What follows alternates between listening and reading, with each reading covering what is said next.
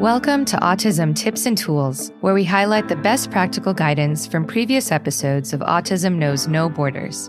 Whether you're a self-advocate, a family member, or a service provider, there's something here for you.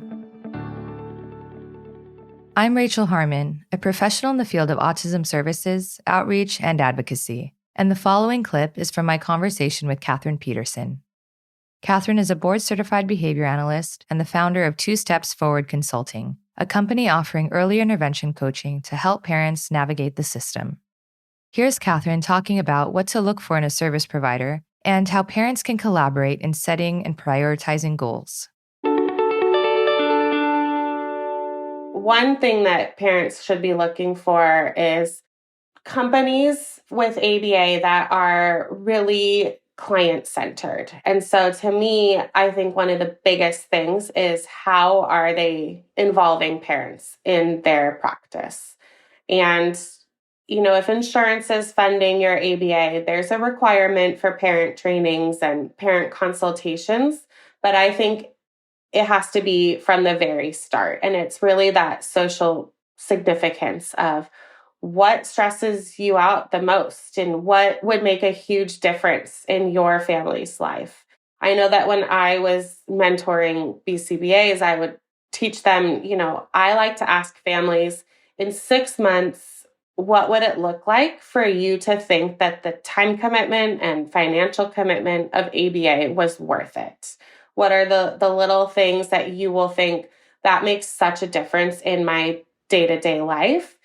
Because we don't know that. I can go in with my clinical eye and tell you where I think I can make change and what skills I can work with your child on.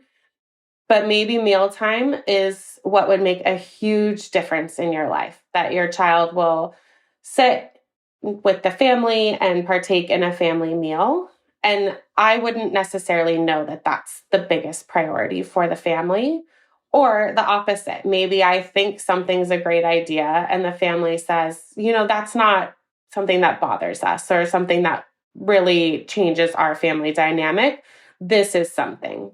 So my biggest takeaway for families finding ABA providers, or really any, I would say, therapy provider, is how are parents involved in the development of the goals and the treatment plans. And if a provider is not able to really explain that, I would say that that's something to just be cautious of, because providers are the experts in their therapy and parents are the expert in their family and in their child. And we have to take both parts into account or we're doing a huge disservice to that child. Yeah, I totally agree. Another one you were talking about was preparing parents for an IEP, right? Mm-hmm. What are some things that you discuss with them in that process? Sure.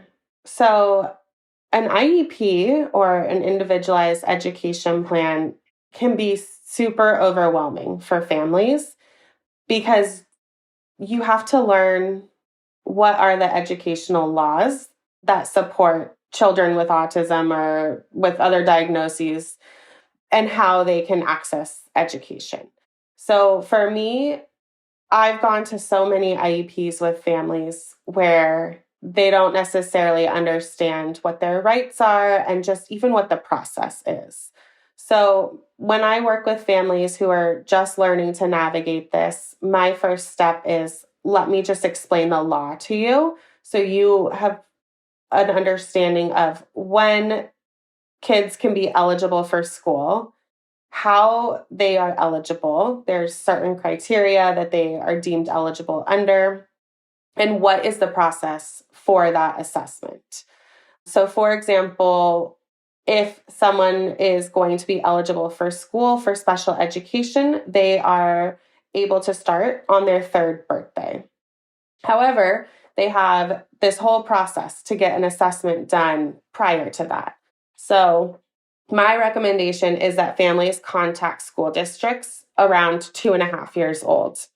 That's a little early, but it starts the process of reaching out to the school district, saying, hey, my kid has an autism diagnosis. It's a medical diagnosis.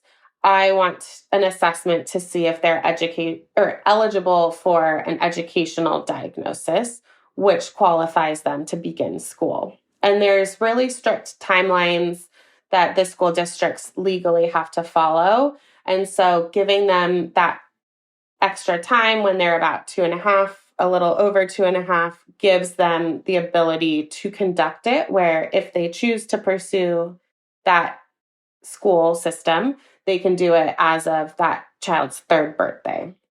So that's a big tip that I have.